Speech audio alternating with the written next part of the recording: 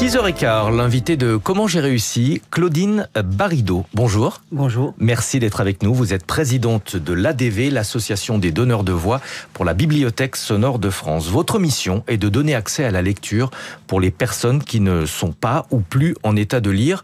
L'aventure a commencé il y a plus de 50 ans avec une histoire de cataracte. Une histoire de cataracte, surtout une histoire d'un ophtalmo qui, avec ses copains, voyant ses clients devenant empêchés de lire, maintenant on dit comme ça, qui étaient des grands lecteurs, il s'est dit, bon, il faut faire quelque chose. Et ce quelque chose, ça a été de commencer à enregistrer des livres. Comment est-ce que ça fonctionne ? Que sur du bénévolat. Nous sommes plus de 3000 bénévoles en France, où une partie des bénévoles enregistrent chez eux un livre qu'ils ont aimé ou un livre qui leur est demandé. Et ensuite, toute une chaîne humaine se met en route pour que de la bouche du donneur de voix à l'oreille d'audiolecteur, il y a entre-temps des bénévoles nous on appelle donneurs de temps, c'est-à-dire qu'ils donnent leur temps, mais comme les donneurs de voix, on est tous des bénévoles, vont permettre, en vérifiant, en gravant, en enregistrant les audiolecteurs, vont permettre que ce livre, lu avec plaisir, arrive pour faire plaisir à l'audiolecteur. C'est un peu comme en radio, il y a beaucoup de travail, il n'y a pas uniquement les voix que vous entendez dans votre poste de radio, il y a aussi les réalisateurs en régie et bien sûr toute une rédaction derrière.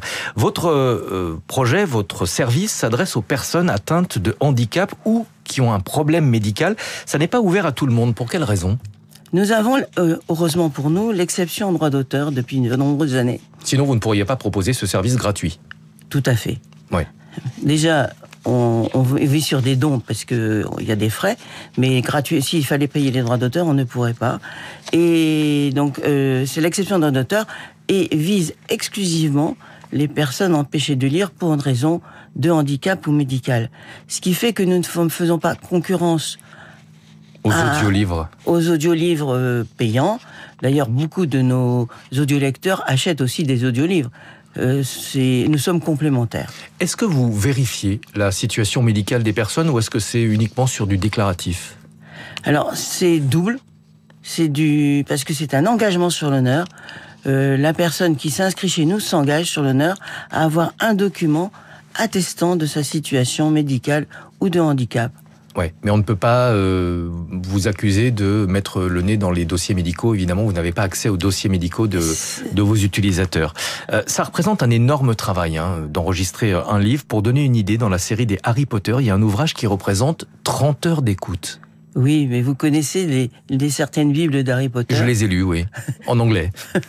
Donc 30 heures d'écoute, ça fait à peu près 150 heures de travail. Ouais. Parce que d'abord le donneur de voix qui enregistre se vérifie, modifie, après c'est vérifié, donc ça fait à peu près 150 heures de travail. Techniquement, comment est-ce qu'ils enregistrent ? À la maison ? À la maison, chez eux, sur leur ordinateur, avec jusqu'un casque et un logiciel libre qui s'appelle Audacity. Les donneurs de voix ne sont pas rémunérés, vous l'avez dit, c'est vraiment un acte altruiste ? Ah, tout à fait. Puisqu'en plus, quand vous donnez la voix, c'est comme un don d'organes, c'est anonyme. Est-ce que l'intelligence artificielle et les gros progrès en matière de synthèse vocale vont modifier votre manière de travailler ? Est-ce qu'un jour les donneurs de voix ne seront pas des donneurs virtuels ? Est-ce que j'ai une boule de cristal ? Non. Comment est-ce que vous voyez évoluer cette technologie ? Pour l'instant, ça va être un apport pour nettoyer les pistes, pour rendre encore plus perfectibles nos productions. Maintenant, si vous savez ce que va être l'IA dans quelques années, je suis preneur. On en parlera d'ailleurs ce matin avec Nicolas Bouzou dans Un monde de progrès. Juste après le journal de 6h30, il nous parlera d'une IA qui est capable de prédire les maladies que vous aurez dans votre vie, parmi une liste terrifiante de 1200 maladies. Comme quoi le futur peut parfois nous faire un petit peu peur. Vous avez dit nettoyer les pistes, ça veut dire qu'il y a un enregistrement effectué à la maison par les donneurs de voix, mais ensuite il y a un travail de production, un vrai travail pour rendre le produit le plus professionnel possible. Ah, tout à fait.